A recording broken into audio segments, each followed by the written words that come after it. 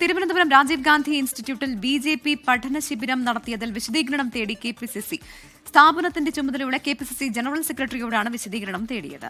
അജ്മൽ ദിറാർ അജ്മൽ, രാജീവ് ഗാന്ധി ഇൻസ്റ്റിറ്റ്യൂട്ടിൽ BJP പഠന ശിബിരം നടത്തിയതിൽ KPCCക്ക് എന്ത് വിശദീകരണം കൊടുക്കാനാണ്?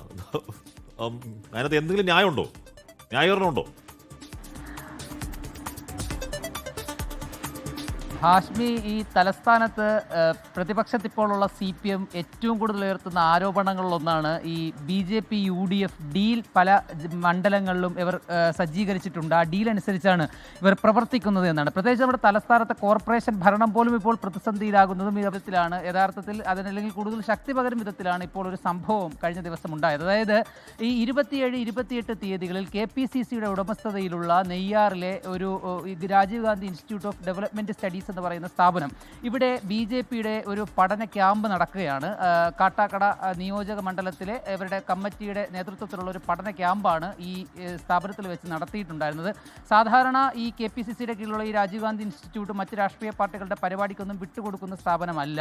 അങ്ങനെ ഒരു കീഴ്വഴക്കവും അവിടെ ഇല്ല. അതോടൊപ്പം തന്നെ ഈ സ്ഥാപനത്തിൻ്റെ ചെയർമാൻ KPCCയുടെ നിലവിലെ പ്രസിഡന്റ് സണ്ണി ജോസഫാണ്. ഇപ്പോൾ നിലവിലെ ചെയർമാൻ സ്വാഭാവികമായും അദ്ദേഹമാണ്.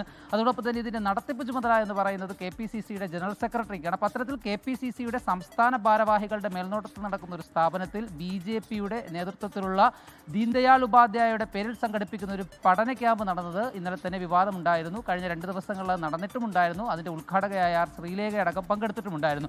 ഈ സംഭവം വിവാദമാവുകയും അത് കൂടുതൽ ചർച്ചകളിലേക്ക് വന്നതിന് പിന്നാലെയാണ് ഇപ്പോൾ KPCC തന്നെ വിഷയത്തിൽ നേരിട്ട് ഇടപെടുകയും അതിൻ്റെ ചുമതലയുള്ള സംഘടന KPCCയുടെ ജനറൽ സെക്രട്ടറിയോട് വിശദീകരണം തേടിയിരിക്കുന്നതും. എന്താണ് ഈ പറയുന്ന പോലെ ഹാഷ്മി സൂചിപ്പിച്ച പോലെ എന്താണ് KPCC ജനറൽ സെക്രട്ടറി കൊടുക്കുന്ന മറുപടി എന്നുള്ളതിൽ ഏറെ കൗതുകമാണ്.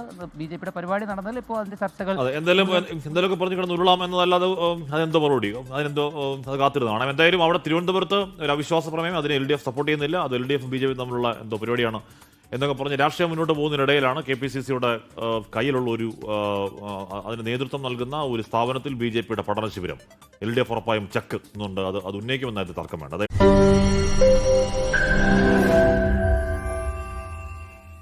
ലോകത്തെവിടെയായാലും ഏത് സമയത്തും 24 വാർത്തകളും ഓഗ്മെന്റഡ് റിയാലിറ്റി പാക്കേജുകളും എക്സ്പ്ലെയിനറുകളും വിശദമായി കാണാൻ ഞങ്ങളുടെ YouTube ചാനൽ നിങ്ങൾക്ക് സബ്സ്ക്രൈബ് ചെയ്യാം.